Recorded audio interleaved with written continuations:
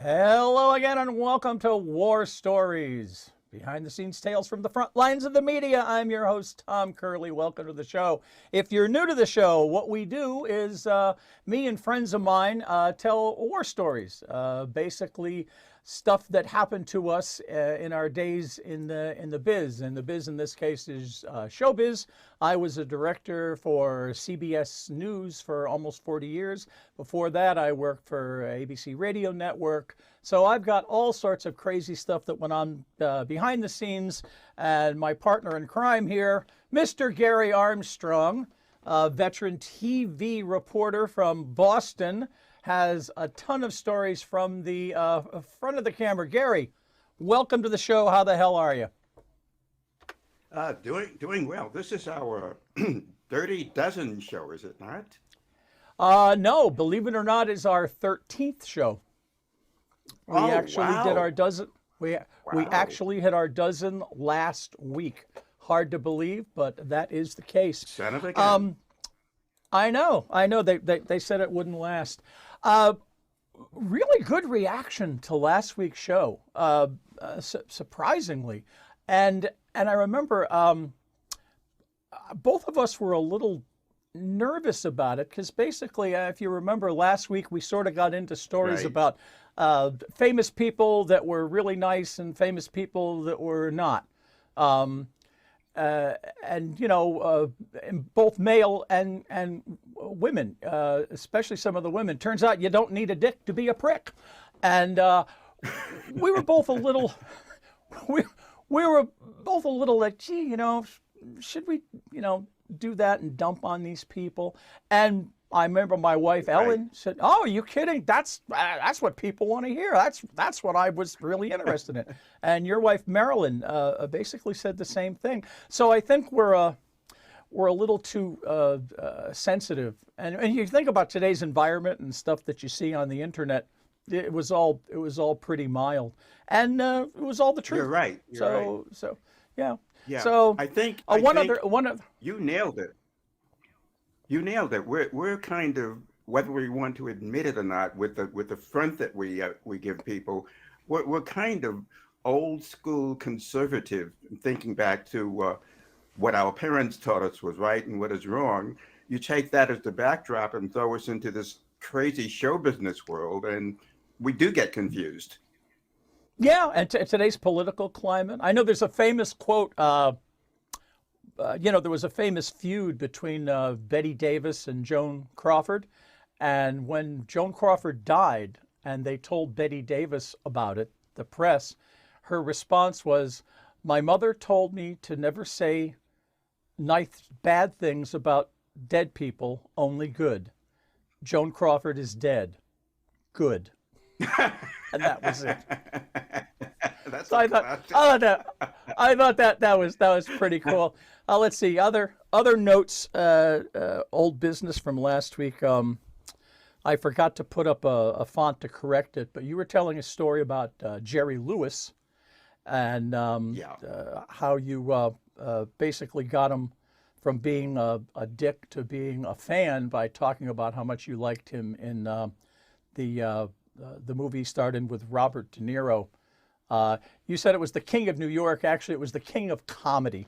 But that also just shows we just, you know, come on, we we're have two so old much guys. I mean, up here that I know there's just too much stuff in there. I mean, there's just too many words. So anyway, I'm glad you caught on that. to today's. Yeah, well, actually, I didn't. One of our more faithful viewers, an old dear friend of mine, Alex Panzetta, who used to work with me on Up to the Minute and at Market Watch, he went on to become a big guy at MajorLeagueBaseball.com. He points it out, and he's always right. And it's like I go, gee, thanks. You know, because I normally catch these things when I'm editing them in post, but in this case you didn't. All right. So anyway, for the first story, we've said this before. I have to click a rating for YouTube and for Vimeo and all the other places that I post these things, and I always click mature. That's not for kids because you never know when we're going to say something. But I figure if I'm going to do it, we should earn it. And I think this week we're going to earn it. So you got a story about you got a story about Sybil Shepherd and I think Sybil Yul Brenner. Shepherd. But let's do the Sybil Shepherd one first. Oh yes, I'm wearing tight jeans, so that will be fitting. Sybil Shepherd, I'm going to say this goes back to the 70s. She was doing a musical act to expand her horizons, and she was working at a summer theater which was housed south of Boston in the town of Cohasset. So we got the assignment to go and interview Sybil Shepherd. It was the middle of the summer, Tom.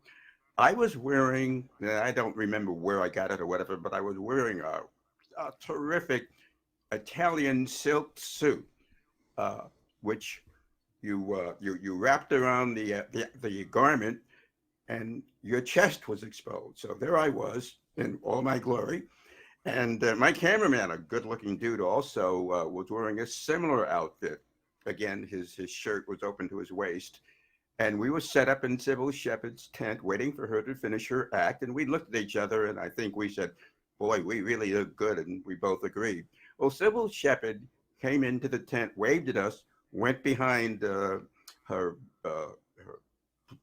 clothing thing, and she changed out of her outfit and she came back out and she was wearing a very thin negligee. And she looked at the two of us and she just smiled, a Sybil Shepherd smile, and she said, looking at us, we're going to have some fun tonight, boys. So I glanced at my cameraman. He grinned.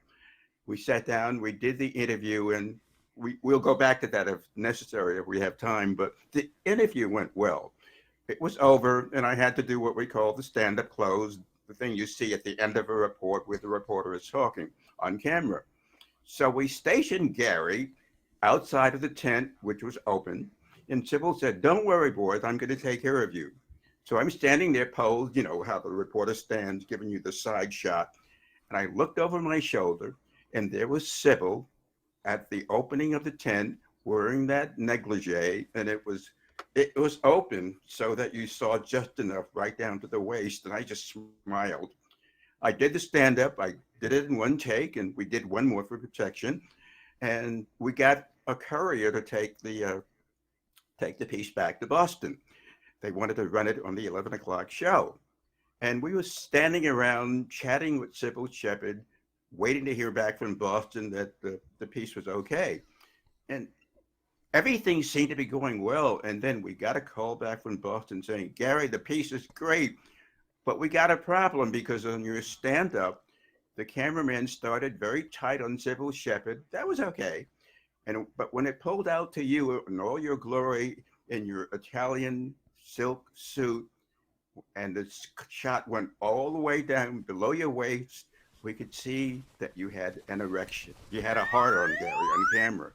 I said, I didn't know it. I was so excited working with it. Garry, that's beside the point. We can't run that piece. It shows that you had a hard on. I said, well, wait a minute. I did another take. I said, let me check it. And I said, Garry, if it's anything like this one, I said, I think it's better. Well, it was better. We went back and we checked it, and this thing was even bigger. And I said, I don't know what to say. And they said, well, we we'll get in trouble over you on this piece. And Sybil Shepherd looked, because she was listening to the whole thing, and she said, oh, I'm sorry, boys. Do you want to go for another take? I said, I don't think so. I may break out in my pants. And we all started laughing. So Sybil Shepherd.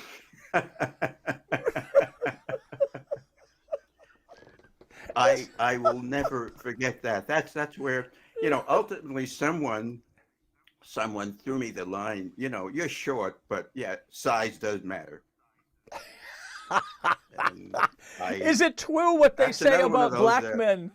Is it true what they say about the way you people are gifted? Oh, it's true. It's true. It's true. It's true.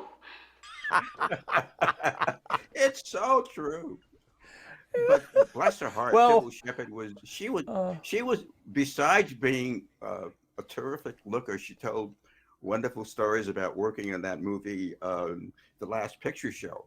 That's the one in which, directed by Peter Bogdanovich, it featured Sybil Shepherd and Jeff Bridges and Ben Johnson as Sam the Lion, and he won his Academy Award for that. And she told stories about how terrific Ben Johnson was, and he would give the young actors tips on how to not overact, just to listen to each other. And she said, Ben Johnson, although he always appeared to be the perfect gentleman on camera, he was even more perfect off camera. And when he looked at her in outfits similar to the ones that proved to be my undoing, all he would say is, "My, you look very lovely, Miss Sybil." And I thought to myself, that's what I should have said. But you can't go back and do it over again. Yeah. and of course, you bring up a story after this and reference a guy named Ben Johnson. Yeah, we've got a theme going on here today. All right. Well, you know, it's funny. Yeah, a couple of things. I think it was the morning news. Probably. So one of the jobs for an audio guy is to go and put microphones on people, usually in the green room. On the Joan Rivers show, we had one guy, Phil Cicchini. Oh my God, he was just the best. That was his job, and he loved it because he got to see lots of beautiful women. But I think this one was the morning news. The guest I remember was Paulina Poroskova. She was a famous supermodel, Sports Illustrated swimsuit model. I think she was married to Rick Ocasek. So anyway, this is, during the heyday of her career. And I remember our audio guy, I think it was Billy, he comes in and he's in shock. And he goes, I go, "What's the matter?" He goes, "Oh, Paulina Poroskova's in the green room, and I got to put a mic on her, and she's wearing a blazer, but nothing else. And I had to put the mic on, and I says, I'm never washing this hand again."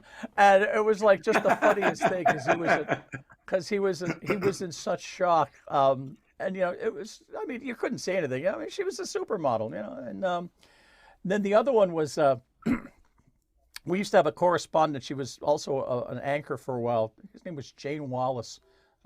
Great person. Oh, great. Just a cool person. Just didn't put up with crap from anybody. Just totally, one of the crew. I remember one day I had to put a mic on her really fast. They were wireless mics, so you got to figure out where to put them. So I said, "Jane, you're going to be on in a minute. I got to mic you up." And without missing a beat, she just turned her back to me, bent over, flipped her dress up over her head, and said, "Here, stick it on my panties right there." And I'm staring like, So I what the hell, see, the way we look at it is the audio guy. It's like a doctor, We have a waiver, because we've got to snake, mics up through, through clothing and stuff. Right. And believe it or not, that can be a bitch. I remember on the Joan Rivers show, I was I think Phil was out, so I was miking people up, and oh God, what was her? She was a gossip columnist, famous gossip columnist, Cindy Adams, I think. Cindy Adams. Okay. Cindy Adams? Yeah, she was yeah, I think that was it. And this goes back to our last week, people that are nice, people that are not. You don't need a dick to be a prick. So we used to do a thing on the River Show where for some reason we would have a guest on the set, but we wanted to make it look like a remote, like put them in a double box, like what you're seeing right now. And what we used to do is we would put them next to the audience, off to the side, and we would put a camera on them, and then they would put that person in the double box. I have no idea why, but that's what they wanted to do. So it was a live show. They were going to, they were coming out of a commercial, and Joan was introducing her, and she walks in late. So she walks into the studio, and I'm holding the microphone. I'm holding the transmitter pack and the mic, and she's wearing a muumuu, a neck down muumuu. There's no pockets. There's no, and it's like a turtleneck. There's just no place to put this microphone. Mike. And I'm standing there, and the first thing she goes, "And what do you want?" And I went, well, ma'am. I go, "Ma'am, you gotta put this microphone on." And she goes, "And where do you expect me to put that?" And I came that close to telling her where I really thought she should put it, but I didn't, because I did like the job. So I just handed her the mic. I handed her the pack. I put the thing. I just clipped it on any place I could find, and I said, I just walked away. So yeah, that's Right. that is an issue. So you got another story. Before go ahead. this is where we're going to take another curve, and people from Massachusetts who may be watching our podcast would call this. Some years back, for whatever the reasons were, and I still to this day can't understand, the powers that be at the TV station I worked at decided they were going to affiliate themselves with Boston's Combat Zone, which is the area of downtown Boston where the strip clubs were and the peep shows were, etc. And so we amalgamated with the Combat Zone people, including, and I won't mention her name, the woman who was the PR director for the Combat Zone. Long story short, the suits decided we would do a number of interviews with exotic dancers, strippers, etc., to legitimize why we were affiliated with the Combat Zone. So if you can imagine this, Tom, we had our crews inside sleazy bars or in strip joints interviewing stripteasers. And going back to the story you just told, I remember several occasions when the cameraman or the sound man would have to go and put a microphone on pasties, and you could see the cameraman or the sound man turning around and looking. Their eyes were bulging out as they were reaching up to put the little mic on the lady's well-endowed chest. And I'm standing back there and watching the whole thing and smiling. And then one of the executive producers said, "Let's really make this down home. We'll do the interview, or you'll do the interview, Garry, with the exotic dancer sitting on your lap." And I'm thinking, oh, where is this going to go? How bad can it get? So this is live. We opened up the newscast, and they did the legitimate news. And then they said, "Now we'll take you for today's visit with our cohorts in Boston's exotic dancing." They never said Combat Zone, but we all know what it was. So they cut to me, and this well-endowed stripteaser is sitting in my lap, and she's telling me the old story about how, you know how I got started? I needed money to go to college. And yes, of course. And that's very, very, very, it's so good for you to accept this position just to get an education. And she just leaned over and breathed into my face. And I could feel it happening again down below my waist. And I was thinking, there's no way I'm going to get up after this interview.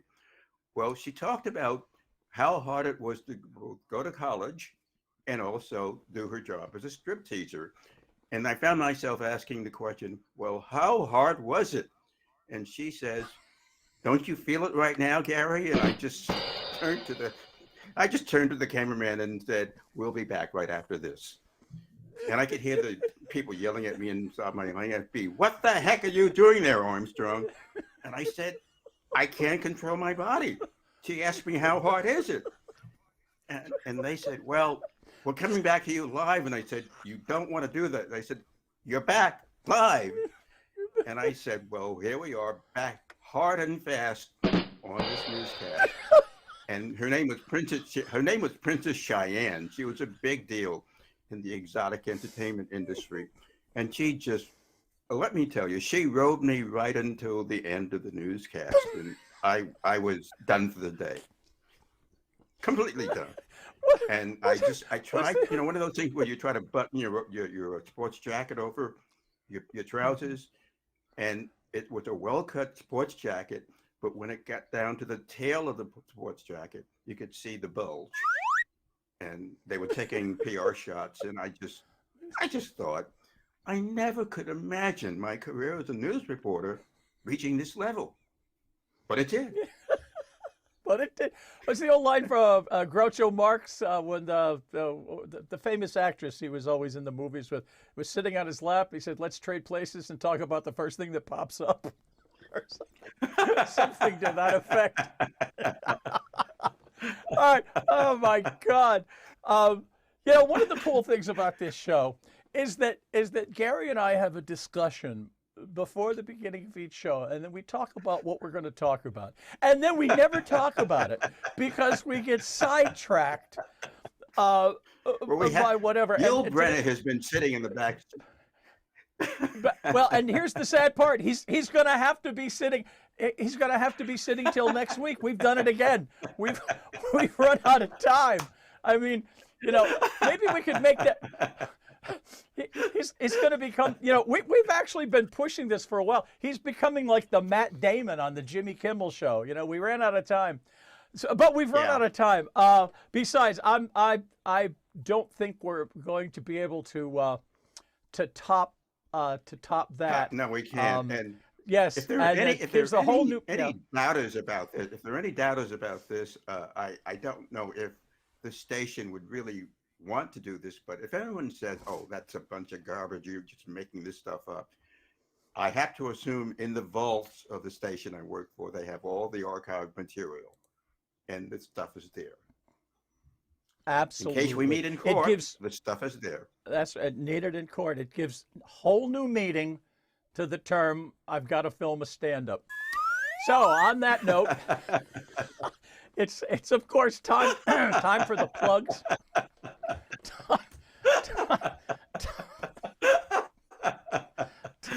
Oh, bless Fred Bartley. Oh, God bless. Yes, God bless the internet, because there's. I'd say there's no normal station we could do this on except you did. So anyway, onto the plugs. Of course, our sister podcast, Get Off My Lawn, where I talk about life, the universe, and whatever's in the teleprompter. Actually, I did a Get Off My Lawn about the power of porn, which was actually pretty funny. And of course, we cannot go without talking about Serendipity, Seeking Intelligent Life on Earth, your lovely wife Marilyn's blog that you contribute to, I contribute to. It's really, really interesting. She's had I think, well over 1 million views. She's been doing it forever. It's a really, really great show, and check it out. And of course, Voicescapes Audio Theater for the best in audio theater, drama, and comedy. You can't beat that. I know, I've heard all the bits, and I'm in a lot of them. Actually, there's another thing I should mention that is still around, an old radio show I used to do a long time ago called A Half Hour Radio Show. The cult hit from the 80s is back. It's hilariously funny for about a half hour. So that is it for this week, Garry. Thank you. I don't know if we're ever going to top this one, but we'll give it a try next week. And don't worry, Neil Brenner. We'll get to you sometime.